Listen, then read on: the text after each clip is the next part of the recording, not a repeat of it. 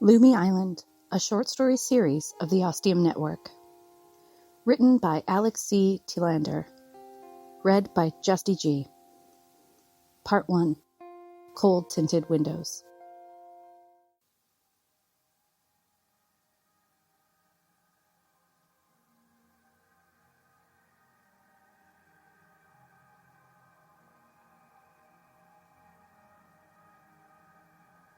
Six.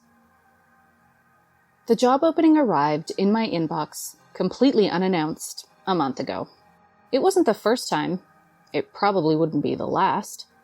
But I knew to take it, not so much as a sign from some higher deity or force working in the universe, but more there was a specific reason this happened, however random or coincidental or unexpected.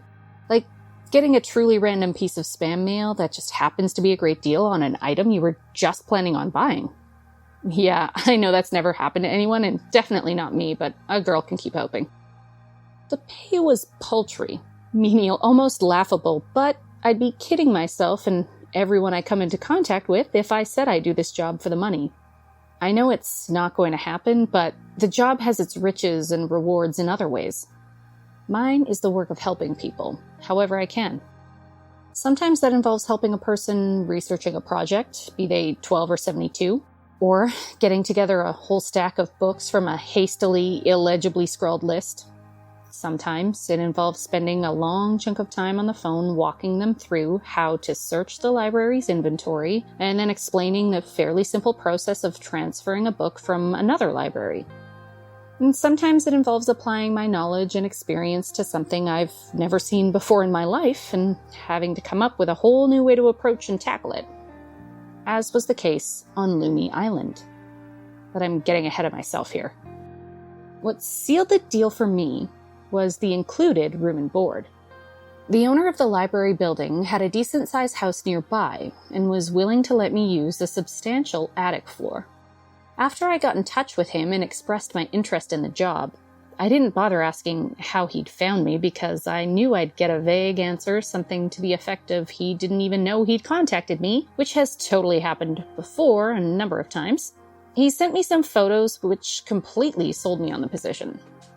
The attic ceiling wasn't that high, logically, but I'm 5'5" and not in the least claustrophobic. There was a small bedroom, a slightly larger living room, and a perfectly serviceable bathroom. I knew I'd be spending a good percentage of my time either at the library or around the island. And other than sleeping and cleaning, I wouldn't be home too much. And even if I was, that living room-bedroom combo would do me just fine. I already knew once I started reading that first email that a number of future decisions and choices had just been made and slotted into place, and that I would end up living and working on Lummi Island for an unknown period of time. And now here I was, stepping onto the island after a short ferry ride. I'd made my way to the front of the boat and would be the first pedestrian off. The wonderful Stephen would be the first actual passenger off as they let the cars go first, of course. Once he was clear of the boat, he tore out down Nugent Road, headed for his luxury abode far away from the common riffraff. I stepped onto the dock and then waited, watching everyone else get off. I was trying something. At the end, when a member of the crew closed the exit gate and prepared to let passengers heading back to the mainland on board, my suspicions had been confirmed. Not a single passenger looked my way as they got off. Not that weird really, I know, but they didn't look at anywhere else either.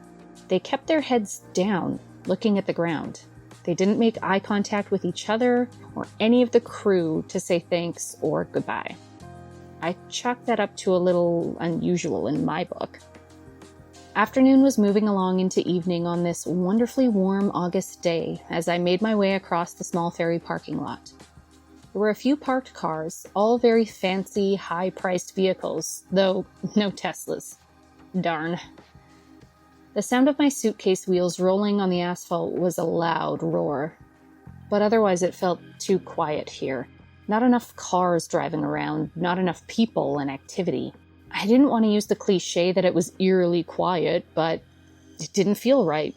I wasn't sure if this was a normal Friday afternoon on Lummi Island, or if something was actually up. I crossed Nugent Road, and there was the building that looked a lot like a normal house, but was in fact the Island Library, part of the Whatcom County Library System. Not very big at all, but I knew that already. Came here expecting it. I also knew that you can have a small amount of square footage that is used very economically and cleverly to maximize your volume of books. When I stepped through that door, I knew this was one of those places, a library built with love and skill.